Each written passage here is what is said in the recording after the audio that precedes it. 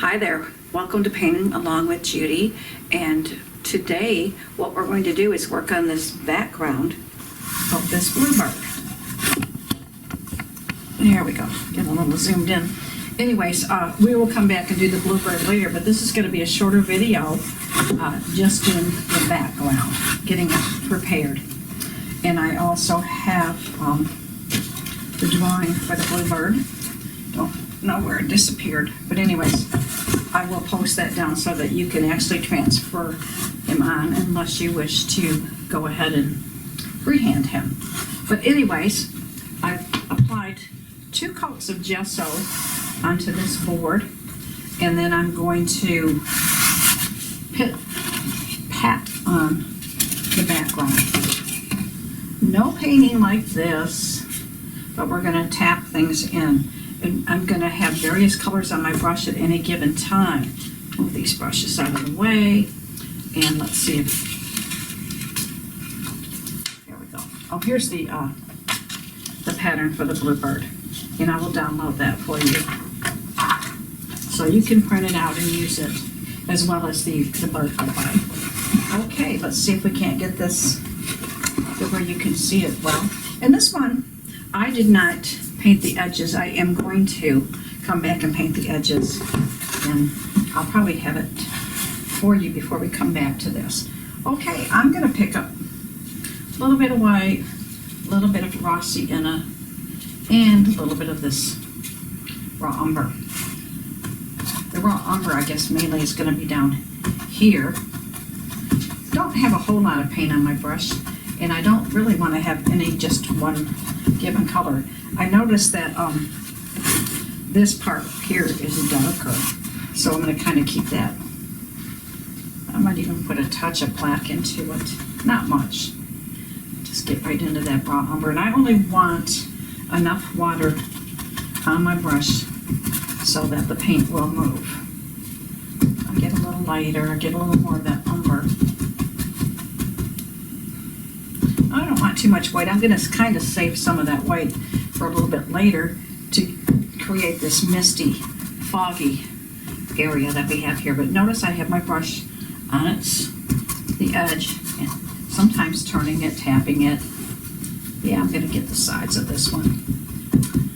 And just tapping in. I want to get a little bit of green over here. I've got a lot right now, but that's going to get covered up. Just a hint of my green in there. See it tapping on the edges. Even this lighter spring green.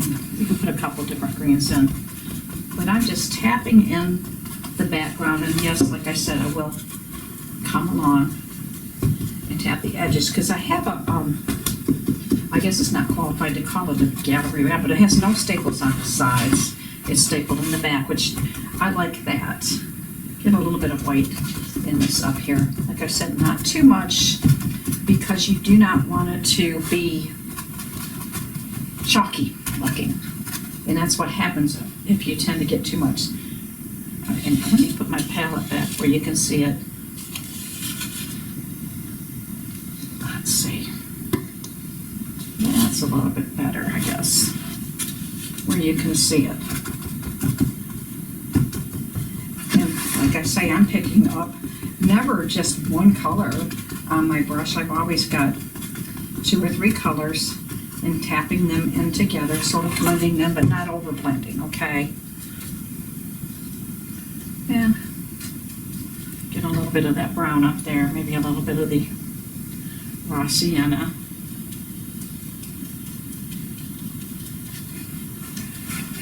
Tapping, and a little bit of the white, maybe, and just tapping. Why not a little bit of green? Tapping it on my paper towel if I get too much, okay? Don't want too much. But just tapping in this nice background, and we'll make it a little misty. We'll put that branch in, and then we can come back after it dries. We'll come back. I'll do another video so we can get that bird done. hopefully plan on doing that today. Tomorrow is Thanksgiving, and you know, I've got a family coming, so I have a lot of baking and things that I want to do. We're trying to get this, setup done here. We're having a little bit of a time with it, where we have the best lighting and where we can get everything in at any one given time so you all can see better. But I noticed we're not seeing too much of the palette. I'm trying to put that up there. Then it's out of my reach, so I'll try to reach for it. Try to do a little bit better. I'll get paint all over myself, but you know what? It's just paint. Washes off, right? So I don't worry about it too much. Okay, and I'm just tapping this in. Not really wanting to blend it out too much. Picking up a little raw sienna, some raw umber, some greens. And if you don't use enough paint, you'll probably have to do another coat. With acrylic paint, that happens sometimes. Because paint shrinks and then you see little holes in your canvas. I don't like that too much, but you know, that's why I put 2 coats of gesso on before I got going on this. Tap, tap, tap. Twist and turn. Kind of like that, so that we can get those pretty, I don't want too much paint.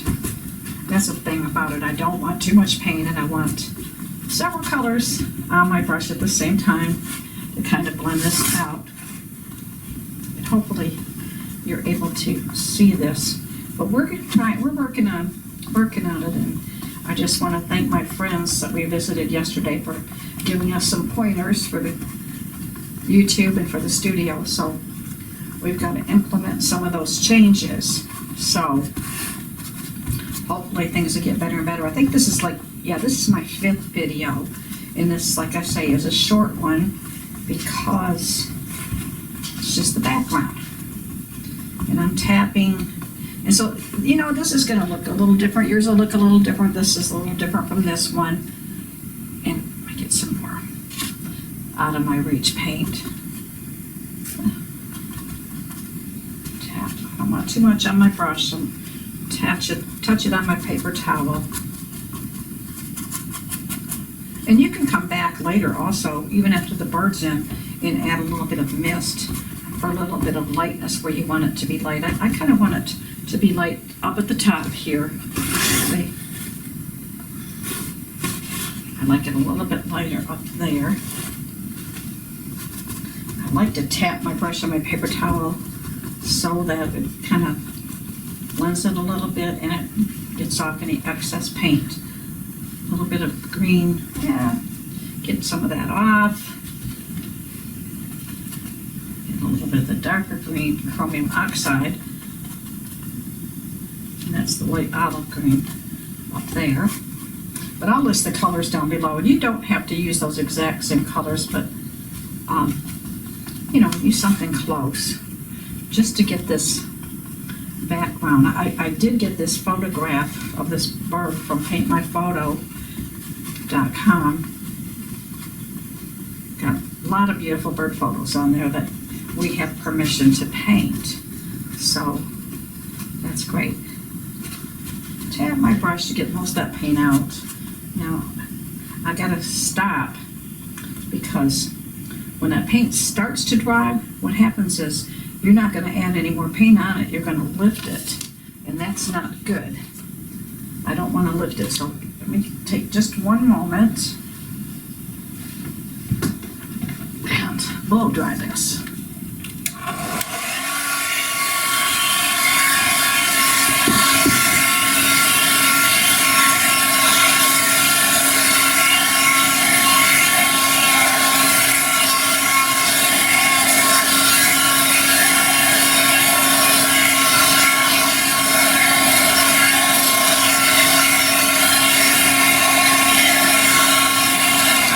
I think that's pretty good. So I'm going to tap in a little bit more color. Like I say, a little bit. Wipe my brush though, I don't want it all too light. Get a little more of the Rossi in the white up here maybe. It's got a little bit of green on it, that's okay. Just want to soften that a little bit. These dark colors. And I'm going to come in here in just a minute and put that branch on. I'm not going to trace it on, I'm going to kind of by guessing by golly where it goes, and I'll put my bird then wherever he fits on that branch. And a little tiny bit of black maybe down in here. Tap my brush on my paper towel. But you see, I don't know if you are able to see the little spots of white in here, because paint shrinks and then you see little spots in your canvas. That's why it's always a good idea to do 2 coats. But don't start working on when you start picking up that paint, because you're never going to put anything down then when that starts happening. All you do is lift paint off, and you don't want to do that. But for all practical purposes, my background is in. I'm going to lighten it a little bit more up here. White, too much white. Okay.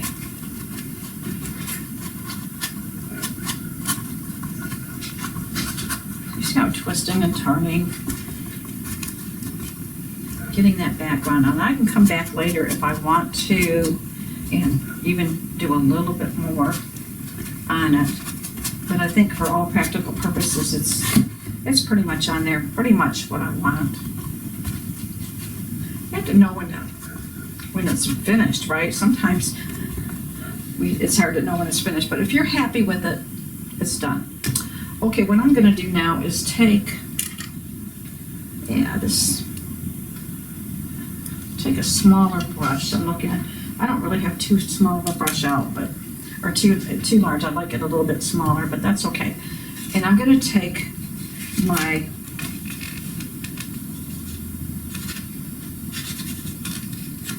burnt umber,